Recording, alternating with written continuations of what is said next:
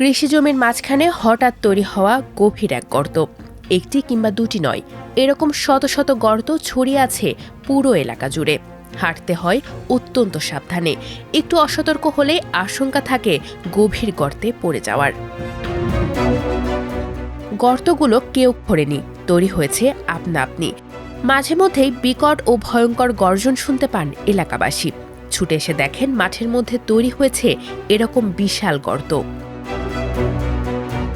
এ দৃশ্য তুরস্কের মধ্যাঞ্চলের কৃষিপ্রধান এলাকা কোনিয়া প্রদেশের কারাপিনা অঞ্চলের। এখানে প্রচুর পরিমাণে ভুট্টা, গম ও সুগার বিট উৎপাদন করা হয়, কিন্তু জমিগুলোতে এখন শুধু আছে দানবীয় শত শত শৃঙ্খল। কোথাও আবার শুধু একটা কৃষি জমিতেই আছে 10টির বেশি শৃঙ্খল। ফলে জমিটি চাষের অযোগ্য হওয়ার পাশাপাশি তৈরি হয়েছে মৃত্যু ঝুঁকিও। বিশেষজ্ঞরা বলছেন, দেশটিতে বৃষ্টি কমে যাওয়া ও ভূগর্ভস্থ পানির স্তর দ্রুত নেমে যাওয়ায় এই শৃঙ্খল বা ভূমিধসের গর্ত সৃষ্টি হয়েছে। ঘটনাটিকে জলবায়ু পরিবর্তনের একটি ভয়াবহ ইঙ্গিত হিসেবে দেখছেন কৃষক ও পরিবেশ বিশেষজ্ঞরা। এই শৃঙ্খল সৃষ্টি হওয়ার ঘটনা সাম্প্রতিক বছরগুলোতে আরও বেড়েছে।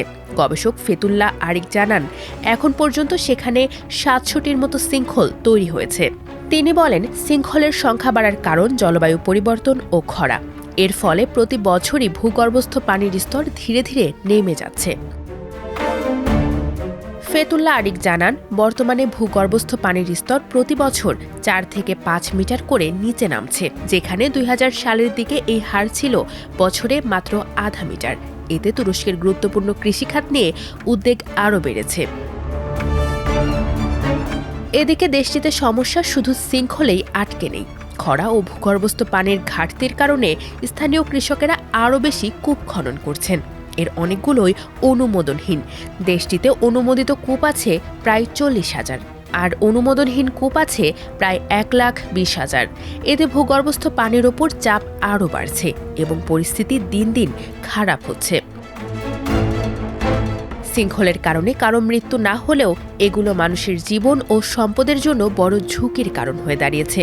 তবে এগুলো শুধু একটি দেশের সমস্যা না, পুরো পৃথিবীতেই ছড়িয়ে পড়া জলবায়ু পরিবর্তনের এক ভয়াবহ চিত্র এটি।